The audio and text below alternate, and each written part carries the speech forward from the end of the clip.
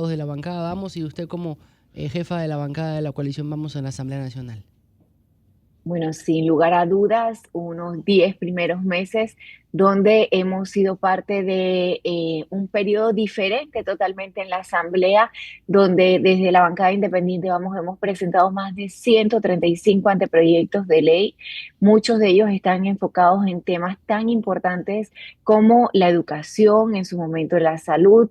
Tenemos temas también que tienen que ver con infraestructura, agua potable, el cuidado del medio ambiente y por ejemplo, ahorita mismo tenemos ya para segundo debate el proyecto de ley 107 que busca la protección de nuestros niños, niñas, adolescentes y personas con discapacidad en casos de abuso y violencia.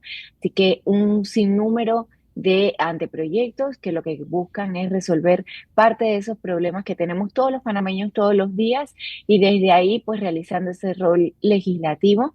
Igualmente en la parte fiscalizadora creo que se ha hecho un trabajo arduo tanto en la Comisión de Presupuesto, la Comisión de Credenciales e incluso en la Comisión de Relaciones Exteriores, que yo creo que nunca había estado, digamos, tan movida como en este periodo.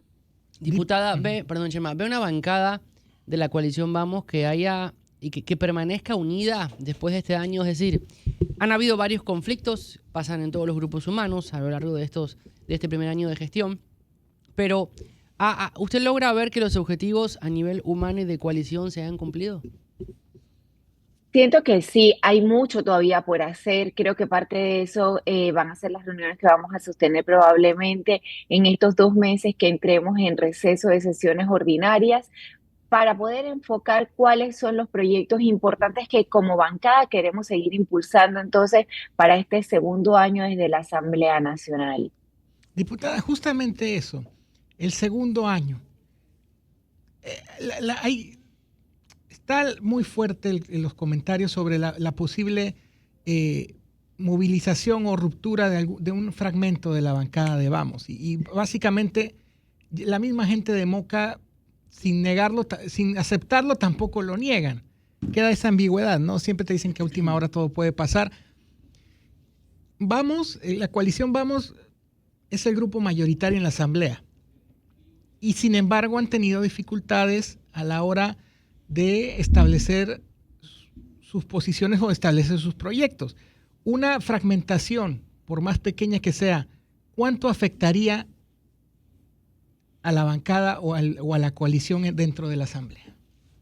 Mira, en primer lugar, un comentario que incluso de parte de quien usted menciona, se comentó como un comentario de pasillo, yo no le daría mayor importancia, si bien en un grupo tan grande y diverso de 20 diputados tiene que existir momentos donde hay disenso y donde de repente se puedan dar algunas situaciones, lo importante aquí es reenfocarse, continuar muy claros en cuál es el objetivo, que es precisamente haber llegado aquí a la Asamblea Nacional para luchar por cambiar, por luchar contra la corrupción, por buscar esa rendición de cuentas y esa transparencia, por fortalecer la institucionalidad. Y yo creo que esos son los principales objetivos. Yo diría que además hemos demostrado trabajar unidos, así lo hemos podido ver incluso en estas últimas semanas, donde hemos buscado ese comunicado en contra de la ley de la amnistía con la firma de los 20 diputados, recientemente también con el voto censura, donde no solo están las firmas de los 20 diputados de la bancada independiente, vamos, sino de otros diputados de todas las bancadas, excepto la bancada oficialista de RM. Así que yo creo que el trabajo se está haciendo. Ahí ha sido, sin lugar a dudas, para todos y para mí, por lo menos a nivel personal, como diputada, como una persona que vengo del sector privado, no política anteriormente, de mucho aprendizaje más siendo jefa de esta bancada a la que le agradezco enormemente por esta oportunidad durante este primer año, pero para todos ha sido un reto y yo la verdad que me siento satisfecha con este primer periodo que hemos logrado en la Asamblea Nacional. Y ahora, usted mencionaba una cantidad de anteproyectos que han presentado y que han ido avanzando en las distintas comisiones y que están en distintas etapas. ¿Qué pasa cuando la gente no comprende la razón de ser de esos proyectos? Que a veces hasta son motivo de burla, hay que decirlo. Hay veces que la gente dice, ¿y estos por dónde van? ¿Qué están legislando? ¿cómo explicarle a la gente que la labor legislativa no es solamente cuando hay momentos de crisis o cuando hay proyectos como el de la reforma al Seguro Social o cuando hay proyectos como el del presupuesto, por ejemplo?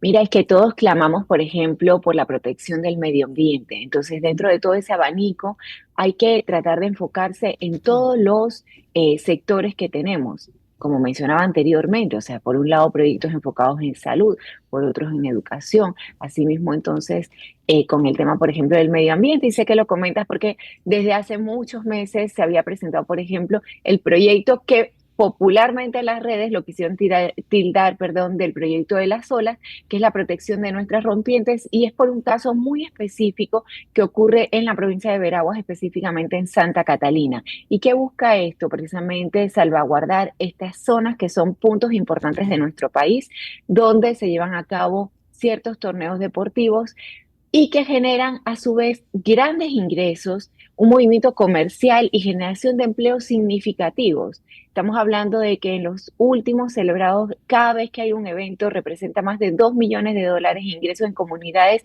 que normalmente no ven ese movimiento comercial y económico en su comunidad. Por tanto, es sumamente importante poder proteger estas rompientes.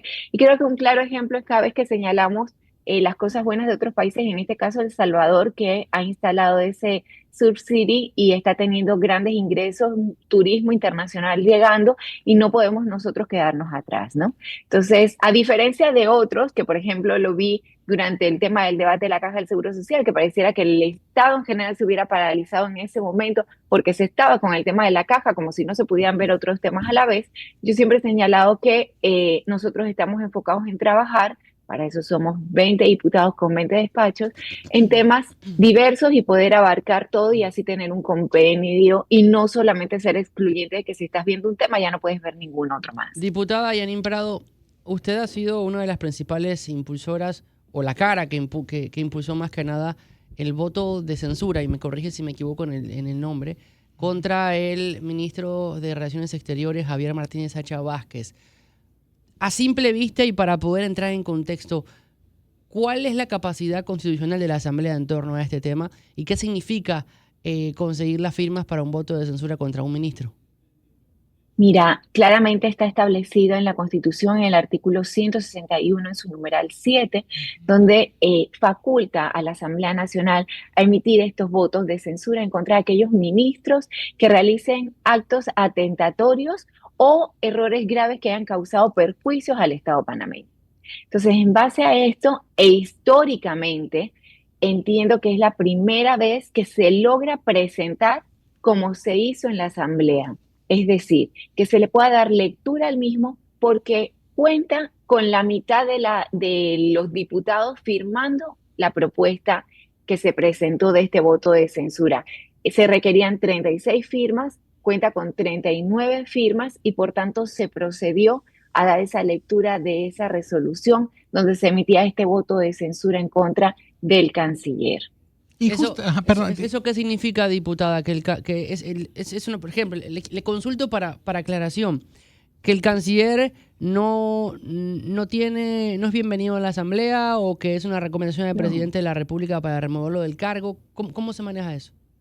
Mira, yo creo que es importante conocer que el voto de censura, si bien hasta el momento sería más bien una sanción moral, yo creo que es un llamado importante que se está haciendo desde la Asamblea Nacional a entender que no se está trabajando bien desde la Cancillería. Esto agravado principalmente con la firma de este memorándum de entendimiento, pero yo creo que a nivel internacional también resuena mucho. Hay países donde incluso emitir un voto de censura o una moción de censura puede remover a la persona de su cargo. Entonces, hay que entender que el proceso de este sería que durante 6 días, se deben esperar 6 días desde que se dio la lectura, es decir, el día lunes probablemente se estuviera sometiendo al debate del mismo y la votación, y por la peculiaridad del tipo de voto de censura, requiere entonces la aprobación del mismo con las 2/3 partes de los diputados de la Asamblea Nacional. Es decir, 47 votos, ¿no? Diputada, esto llevó también Correcto. entonces a que la Asamblea tomara la decisión de no recibir a las personas designadas para ejercer cargos de embajadores hasta que el canciller no se presente en la Asamblea Nacional? Mira, es que el día de ayer, y entendiendo que antes de ayer fue que se presentó este voto de censura, estábamos citados en la Comisión de Relaciones Exteriores, de la cual soy comisionada, y en el orden del día estaba la comparecencia de 2 embajadores. Y sí, lo que se buscó fue, de alguna manera, pues hacer nuevamente ese llamado, solicitar una modificación al orden del día para debatir los 2 proyectos de ley que ahí reposaban. Sin embargo, suspender entonces esas comparecencias hasta entre tanto el canciller pues acuda a la Asamblea Nacional, precisamente a ese llamado que se hizo desde la Comisión de Relaciones Exteriores el 22 de enero. Es decir, estamos hablando de más de 3 meses donde se ha reiterado el llamado y sin embargo el canciller no comparece. Y esto no es un capricho arbitrario. Yo creo que se ha tratado de entablar este proceso de diálogo para que el canciller llegara a la Asamblea, pudiera explicar un poco más. En aquel momento incluso la citación era para conversar ya de las declaraciones que había dado en su momento el presidente de los Estados Unidos, Donald Trump, pero también pues cómo se toman esas decisiones para las designaciones de algunos embajadores que hemos visto que la verdad consideramos son erráticas.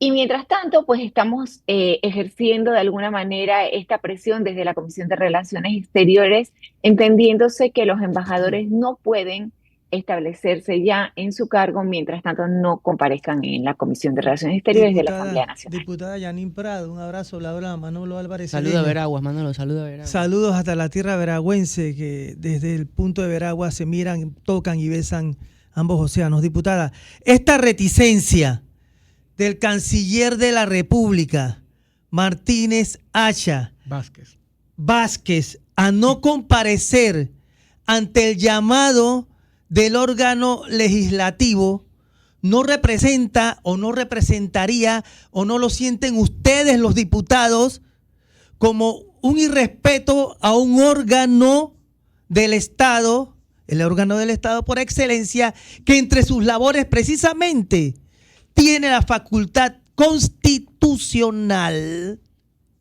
de estar pendiente de las actuaciones de los funcionarios y los ministros? Le pregunto yo. 100%, y por eso señalo que no es algo que se ha hecho de manera pues espontánea, sin medir las repercusiones y sin tener en cuenta todo el largo proceso que se ha tratado de entablar de ese diálogo y de ese llamado para que el canciller acudiera a la Asamblea Nacional. Sin embargo, tenemos que entender que no solamente lo de armónica colaboración es algo que vamos a dejar en palabras bonitas y punto, se acabó. Aquí necesitamos tener ese intercambio de información. Ayer comparecía ante la Asamblea la ministra del MIDES y creo que eso es parte de tanto de nuestro rol como diputados, como ese respeto que debe existir entre la separación de poderes de ambos órganos, entre el Ejecutivo y la Asamblea Nacional, pero entendiendo que si queremos hablar de una armónica colaboración y sobre todo, si queremos actuar de una manera consona, necesitamos tener ese conocimiento por parte de Cancillería, que recordemos que además, por su propia ley, es el máximo representante de las relaciones exteriores de nuestro país en la figura del canciller.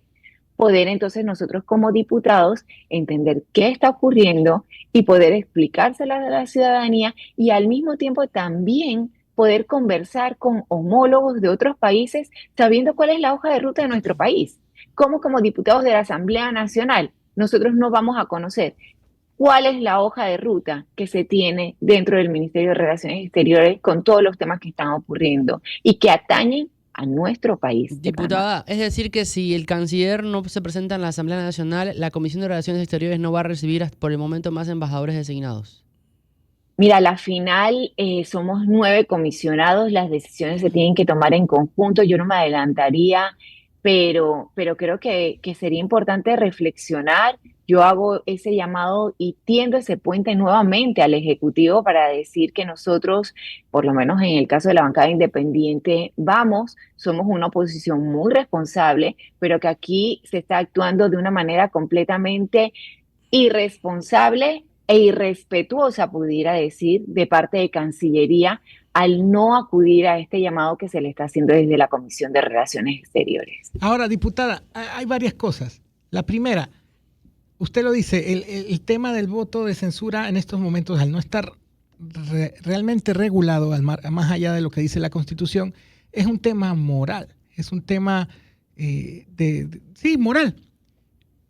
¿Quién nos indica que un presidente que ha dicho que le vale todo lo que la gente diga de él y lo que la gente diga de su gobierno, va a sentir tan siquiera una pizca de incomodidad o de remordimiento o de incomodidad, dejémoslo en incomodidad, por la censura de la sociedad? Uno. Dos, y yo se lo preguntaba ayer al diputado Duque,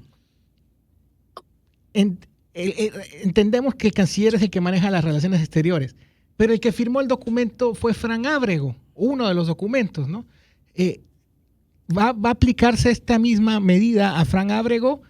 Y tres, el presidente ha dicho que el que maneja el tema con los Estados Unidos es él y exclusivamente él, dejando o reduciendo al canciller casi a un damo de compañía. Entonces, ¿qué respuestas le podría dar el canciller a la nación sobre el tema de Estados Unidos cuando él no es el que lo maneja? Sin embargo, ha sido quien ha estado al frente de las negociaciones de ese memorando. El canciller es el que estaba citado desde el 22 de enero a la Asamblea Nacional, y yo creo que desde ese punto de vista, si bien no puedo hablar con los demás, yo sí haría un llamado pues a la reflexión, a que de alguna manera se tenga esa empatía por entender que lo que se está tratando desde la Asamblea Nacional es poder aportar precisamente en un tema que es tan sensitivo y tan importante para todos los panameños y que tiene que ver con la soberanía nacional y no sé, yo diría que simplemente necesitamos que, si no solamente es por respeto a los panameños, que debe ser lo primordial, que todos tenemos derecho a tener esas explicaciones, no solamente los diputados desde la Asamblea. La ciudadanía allá afuera tiene derecho a que se le comunique, a que se trabaje con transparencia y a que se rinda cuentas del trabajo de cada uno. Y en este caso, por más que querramos ver hacia otros lados, de una manera amplia, el canciller es el principal responsable en todo este tema.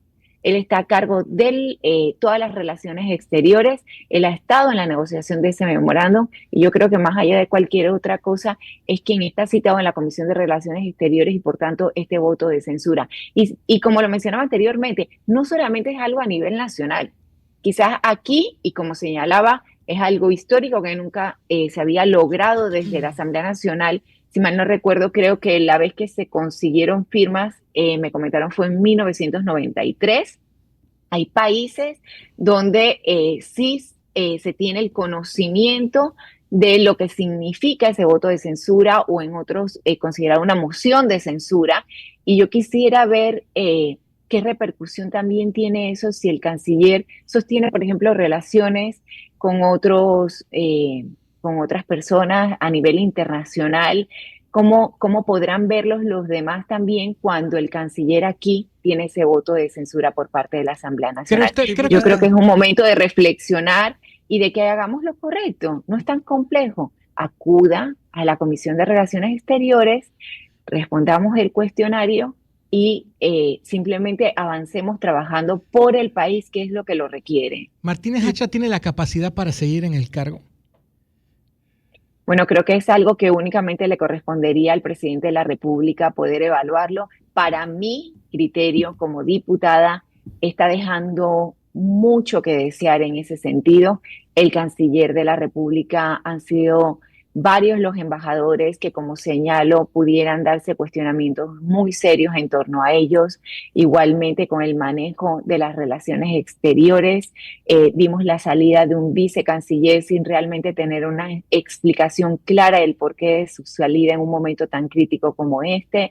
La falta de comunicación y de transparencia con la ciudadanía principalmente. Entonces yo creo que es algo que se debería estar evaluando, pero la decisión compete única y exclusivamente al Ejecutivo. Diputada Yanín Prado Otero, pero fíjese que el tema del voto de censura o la petición del voto de censura en la Asamblea Nacional al canciller de la República puede tener mucho más impacto a nivel internacional del que nosotros estamos analizando y ponderando en este instante, porque se trata de que el canciller se se está pidiendo un voto de censura, que como usted muy bien lo estableció al principio, en otro país un voto de censura significa la remoción inmediata del funcionario. Y es que el voto de censura viene a raíz de ¿qué?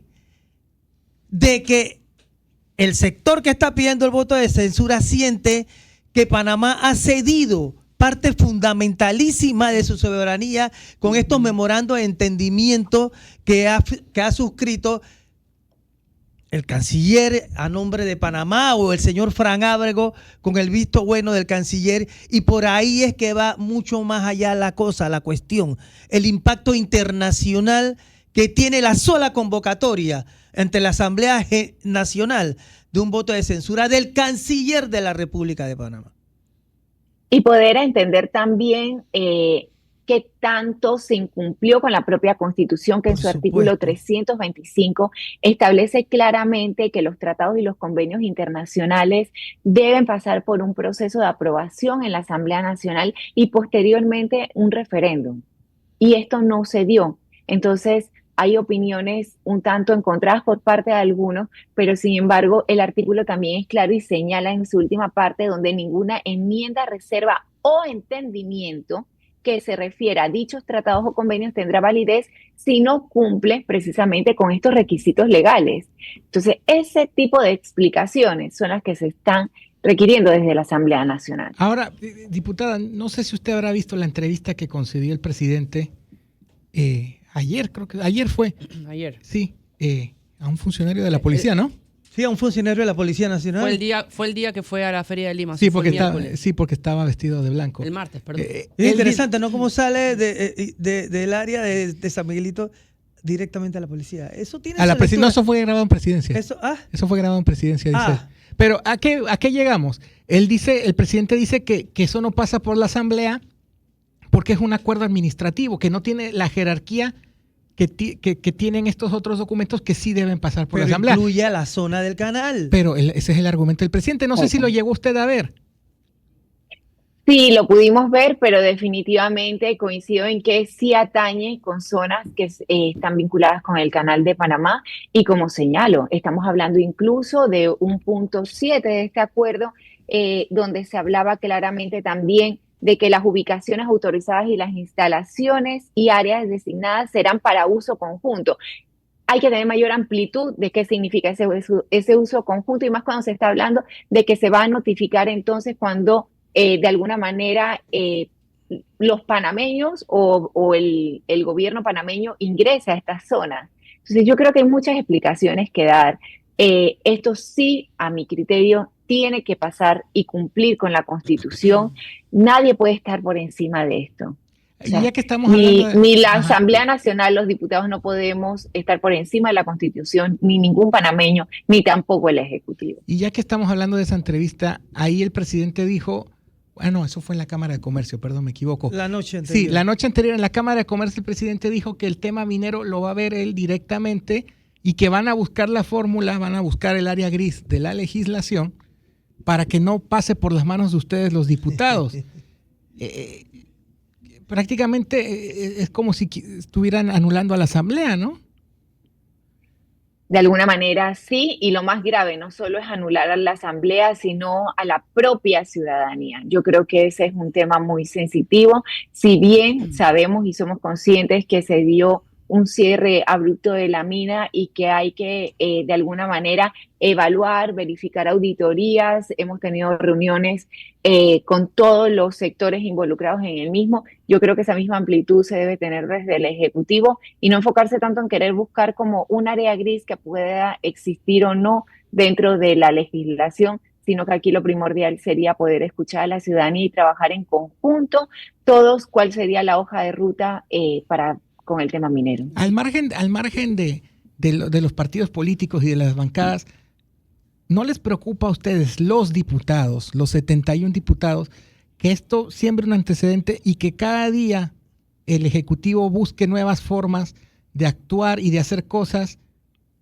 omitiendo el debido proceso y pasando por encima de la Asamblea, que para los efectos prácticos fuese una dictadura de facto. Una monarquía. Usted está tratando de insinuar eso, ¿no? Sí, porque si Usted el día- insinúa eso. No, usted. no lo insinúo, lo digo. Si el día de Ok. mañana el Ejecutivo empieza a aplicar formas en las que ya no tenga que usar, o que en la Asamblea ya no tenga que cumplir su rol, ¿de qué estamos hablando? Eso es ¿dónde queda la Se separación? rompe el balance Ajá. constitucional. No ¿O lo no? Exactamente. Recordemos que esto es cuestión de contrapesos. Precisamente la Asamblea Nacional, no puedo hablar por los 71 diputados, pero sí puedo hablar por mí. Considero que eso sería grave y un precedente que realmente debe preocuparnos a todos y cada uno de los panameños. La Asamblea Nacional tiene que jugar su rol, igual que el Ejecutivo o en su caso el órgano judicial, y no es posible que cualquiera quiera interferir en el otro o simplemente bypasearlo de alguna forma, como pudiera ser lo que se está buscando con este tema de la mina. Así que yo sí veo con mucha preocupación lo que ahí pueda ocurrir y sobre todo, como usted señala, que pueda quedar ese precedente. Porque aquí, y lo señalo nuevamente, no podemos solamente utilizar eso de armónica colaboración como una frasecita, pero que no quede con ningún otro sentido y que se pretenda de alguna manera desde el Ejecutivo querer actuar de una forma totalmente autoritaria, más allá de donde la propia Constitución le permite o le corresponde. Diputada, le pregunto por la amnistía, porque si hablamos de saltarse etapas, Ujú. lo que yo desde acá no termino de entender es si la idea de los diputados que promueven este proyecto de ley, esta ley o esta acción a través del informe de minorías es que el proyecto no llegue a sanción presidencial y que sea aprobado directamente por la Asamblea, o cuál es el mecanismo que intentan implementar. Ok, con respecto al proyecto que presentó el diputado Jairo Salazar, el mismo, recordemos que fue negado en primer debate, pero está el diputado Camacho presentando muy probablemente este informe de minoría en el Pleno de la Asamblea Nacional, y pues asimismo el reglamento interno lo permite, pero para ello debe contar entonces con la aprobación de al menos 36 votos a favor, para entonces poder llevarlo a un segundo debate. Por el caso particular de ser una ley de amnistía, en segundo debate solamente necesitaría pues mayoría simple de los diputados presentes en el Pleno.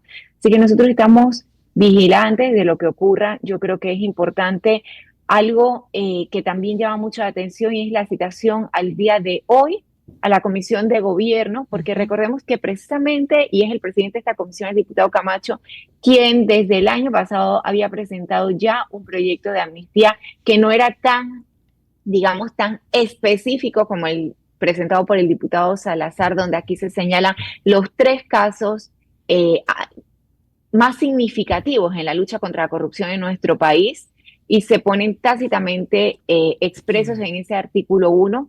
En el proyecto que había presentado el diputado Camacho era un proyecto como más ambiguo o amplio, y hoy lo quiere llevar entonces a debate en esa comisión de gobierno. Justamente, Así que bueno, vamos a estar pendientes de eso también. Justamente, ese anteproyecto 64, que es el de Camacho, usted lo dice, es más amplio, es más ambiguo, es más discreto, pudiéramos decir, ¿no? Porque no es tan evidente como el de Bolota Salazar. Hoy iría a la comisión, primer debate. ¿Dan los tiempos para que antes del 30 de este mes, que es el último día de sesiones ordinarias, pudiera estar en el Pleno? Y le preocupa que, por ser justamente más discreto, pudiera tener menos rechazo que el de Bolota.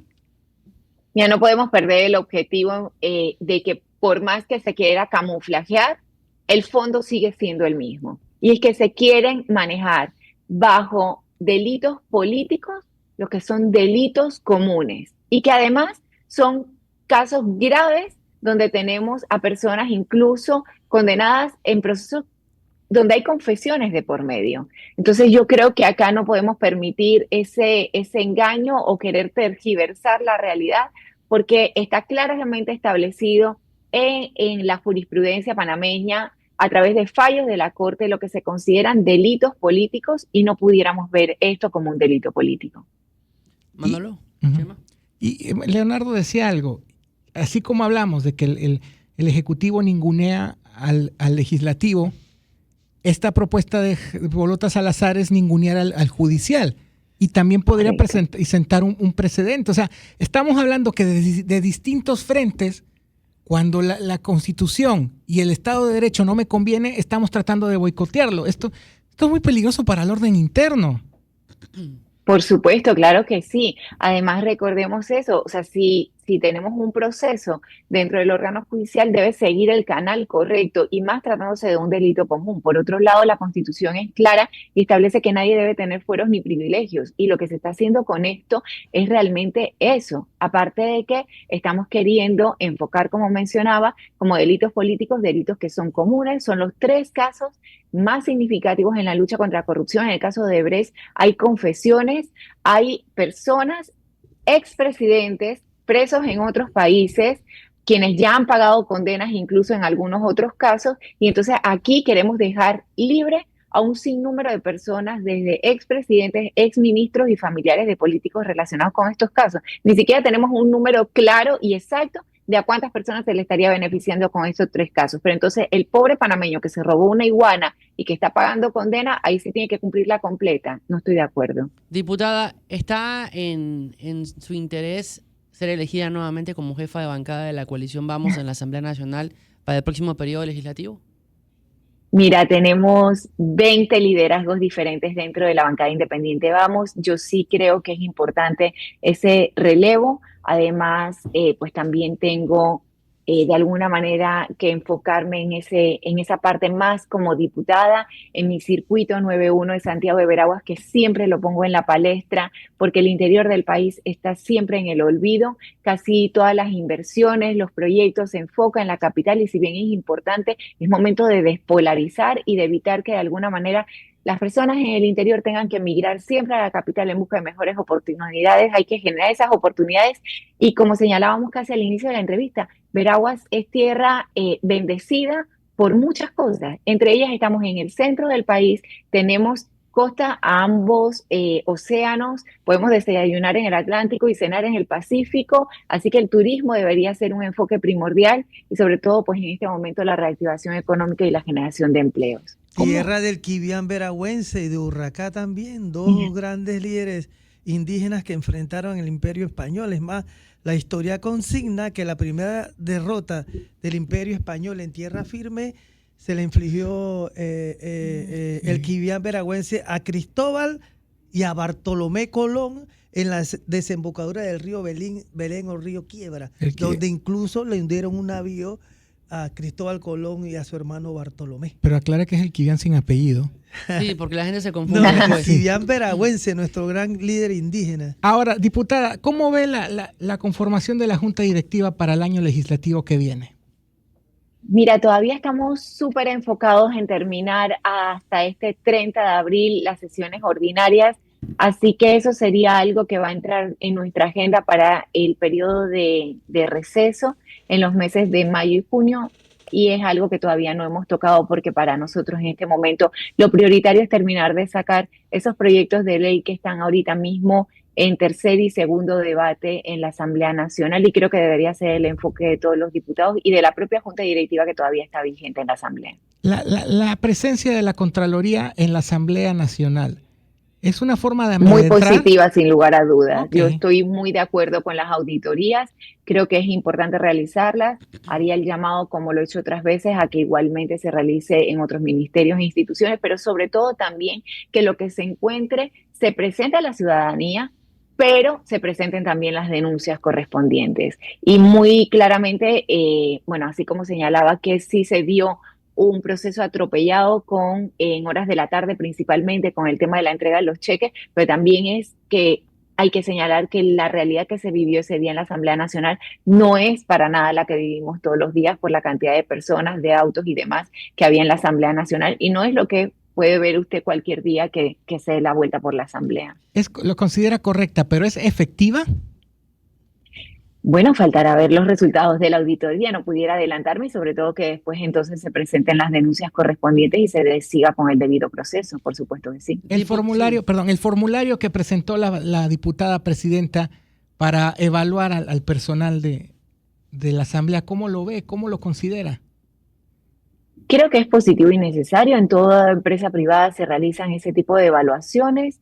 pudimos echarle un primer vistazo al formulario y creo que eso debió ser algo que ya debería estar implementado hace mucho tiempo, pero bueno, hay cosas muy importantes que son, por ejemplo, no solo la marcación de un funcionario, sino qué tipo de funciones desempeña adentro de la Asamblea Nacional y cuál es entonces precisamente la evaluación de ese desempeño. Diputada Yanín Prado, gracias por habernos contestado No. la comunicación a esta hora de la mañana. La esperamos siempre en Radio Panamá.